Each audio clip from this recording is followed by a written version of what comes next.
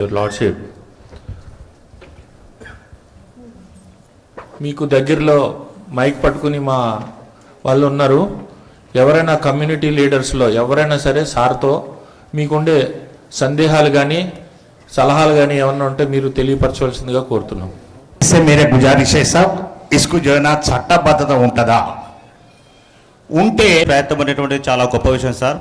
ఎందుకంటే విలేజ్ లోపల కూడా ఎన్నో సమస్యలతో చిన్న చిన్న అంటే మాటలతోటి ఇవాళ పోలీసు స్టేషన్కి వచ్చి కేసులు పాలవుతున్నారు. అట్లా కాకుండా గ్రామ స్థాయిలోనే ఆ ప్రాంత స్థాయిలోనే అంటే ములుగు, మైబాద్, భూపాల్పల్లి, జనగాం ఈ రూరల్ డిస్టిక్లో ఇది ఎక్కువ వాళ్ళకి ప్రొవైడ్ చేయాలి సార్.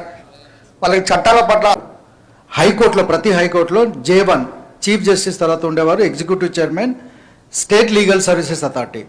ప్రతి జిల్లాలో ఒక secretary DLSA district legal services authority ఉంటారు. సో మనం ఎక్కడి వరకు అయితే చేరాలో అక్కడి వరకు చేరే ప్రయత్నం చేస్తున్నాము. खतूत पे बात किए हैं, उन्हीं खतूत पे जो है हम काम करने की इच्छा रखते हैं और ऑलरेडी इसी तरीके से हम काम भी कर रहे हैं. वो आपके सारे सवालों से दो चार होंगे. आज के कार्यक्रम का जो मुख्य मकसद था वो ये था कि अगर सिद्धांत रूप से आप लोग इस बात से सहमत हैं, कम्युनिटीज इस बात से सहमत हैं कि कम्युनिटी मीडिएशन के जरिए इस तरह की समस्याओं को सुलझाया जा सकता है, इस प्लेटफॉर्म पे काम करना चाहिए, संभावित सवालों का जवाब मिलेगा. और बाकी लोगों से भी गुजारिश ये है कि ऐसे इंडिविजुअल जो भी आपके मन में सवाल हैं उनको मुलतवी रखिए अगर आप ट्रेनिंग के लिए. ముగ్గురులో ఒక మహిళ ఉండాలి.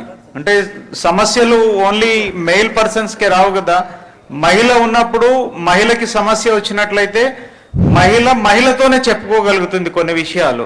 మేము ఈ సభ ఏర్పాటు చేసింది మీలాంటి వాళ్ళు కొన్ని సమస్యల్ని కుల పెద్దల ద్వారా ఎలా సమస్యలను పరిష్కరించుకోవడం అనే